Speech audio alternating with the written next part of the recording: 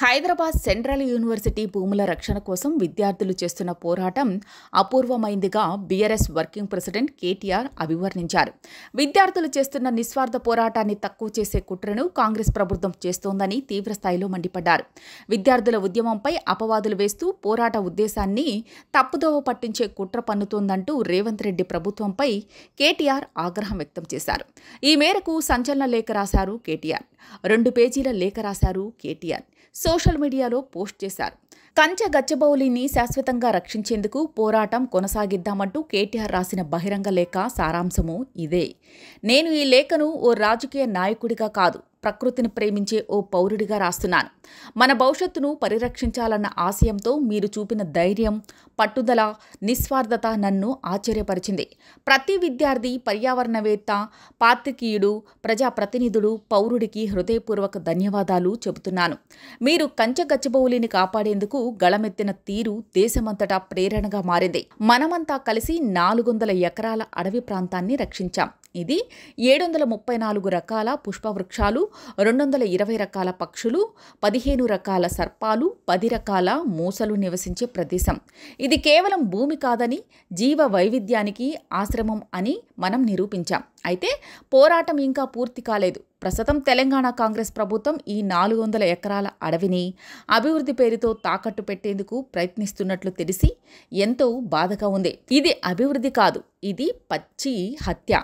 Hyderabad central university విద్యార్థులు ఈ పోరాటానికి ముందు వరుసలో ఉన్నారు.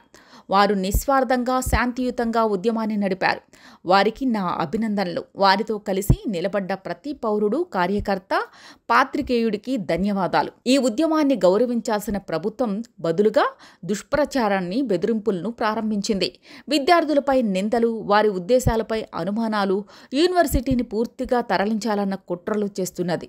ఇది కేవలం ఓ విద్యా సంస్థపై దాడి కాదు. ఇది ప్రజాస్వామ్యంపై, పర్యావరణంపై, మన భౌతిక స్వాతంత్రంపై దాడి. విద్యార్థులు విలాసాల కోసం కాదని, రాజకీయ ప్రయోజనాల కోసం కాదని, కేవలం 400 ఎకరాల అడవిని అటవీ ప్రాంతంగా కొనసాగించాలని మాత్రమే కోరుతున్నారు. కానీ ప్రభుత్వం మాత్రం ఈ యూనివర్సిటీని ఎకో పార్కుగా మార్చాలన్న మాయ మాటలతో ముందుకు వెళ్తోంది. ఇది అసత్యంగా, మోసపూరితంగా, ప్రమాదకరంగా ఉంది. ఈ భూమి కోసం పోరాటం అంటే భూమి కోసం మాత్రమే కాదు, ఇది మన భవిష్యత్తు కోసం, మన పిల్లల భద్రత కోసం. ఇప్పుడు నిలబడకపోతే చరిత్ర ముందు కూడా మనం జవాబుదారులం అవుతాం. విద్యార్థులారా, మీ వెంట నేనున్నాను. పర్యావరణవేత్తలారా, మీ ఆత్మీయతకు నా వందనం. ప్రజల్లారా, మీ మద్దతు కోరుతున్నాను. మనమంతరం కలిసి కేవలం ఈ 400 ఎకరాల భూమినే కాదు, మొత్తం యూనివర్సిటీని కూడా రక్షించాలి. మా పార్టీ ఈ లక్ష్యానికి పూర్తిగా కట్టుబడి ఉంది. యూనివర్సిటీకి హాని లేకుండా అడవిని కాపాడుతాము. పర్యావరణాన్ని హాని చేసే అభివృద్ధిని అంగీకరించాము.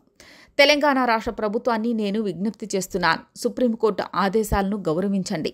ప్రజల అభిప్రాయాన్ని పాటించండి. ఈ భూ విక్రయాన్ని శాశ్వతంగా వెనక్కి తీసుకోండి. అలా జరిగే వరకు మన ఉద్యమాన్ని శాంతియుతంగా, శక్తివంతంగా కొనసాగిద్దాం అంటూ లేఖలో కేటీఆర్ పేర్కొన్నారు.